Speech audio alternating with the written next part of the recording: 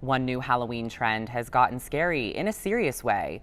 Marley Penagos can explain exactly how this TikTok ghost challenge works.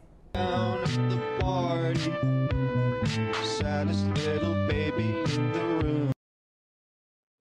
The popular app TikTok brings us a new trend every week, but the latest ghost challenge has sparked controversy. Teens running around their towns in white sheets is reminiscent for many of the domestic terrorist group, the KKK. Creators from the Black community have spoken out in regards to this trend, but their voices have fallen on deaf ears as the trend continues to pick up traction on various social platforms. I don't think intentions were bad or anything, but I do think we should be mindful of how things like that could affect people from the Black community, and we should be listening to their voices on what they think is important. TJ and I talked with Marley to dive further in why this TikTok trend is so problematic. Take a look. One thing that Abby really emphasized in her interview, and this sentiment was echoed by a few others as well, she felt that she really shouldn't be the primary voice on this issue as a white woman, because this is an issue that really does affect disproportionately Black people and other people of color.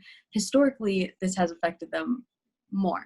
Yeah, definitely. I definitely agree with that. And I think it's especially scary for non-white people too, because they see people wearing these sheets and the appearance of it, they see the connection with KKK members by looking at the appearance. And I was actually reading a article that was, saying how people used to dress up as ghosts for Halloween, but it's not so prevalent anymore. And partially the reason is because people are aware that it's not good to do that.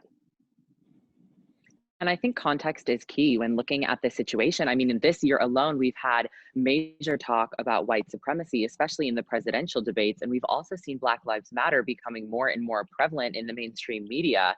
And so I think it's important to see how people would feel when they see something that would denote something like a KKK member when they're just walking around in public. We have to reevaluate if that makes people safe or not. Yeah, exactly. That is something else that Abby mentioned. She said, imagine, you're a Black person or a person of color and you walk into a park, or you walk onto a playground. That's where people are taking these pictures, and you see a group of people wearing white sheets. I feel like that is a little bit concerning. That's definitely something scary to see out there. When I was in Hollywood Boulevard just the other weekend, I saw people running around in the sheets, and I took a double take because I wasn't sure exactly what it was. Hollywood Boulevard is a playground for political demonstration, and you never know what you'll see. So I was shocked in the first couple of seconds when I saw that, but then I remembered it's a popular TikTok trend right now. But I was a little bit scared at first, thinking, what are people doing right now? Yeah, and imagine people who don't have social media or they don't have TikTok and they aren't aware of this trend. Imagine how they must feel seeing that too. Yeah, this definitely is an issue that's not getting a ton of mainstream coverage, but it's important that we talk about it because, this can be definitely very scary for a lot of different people. Thank you so much, Marley, for coming and speaking with TJ and I.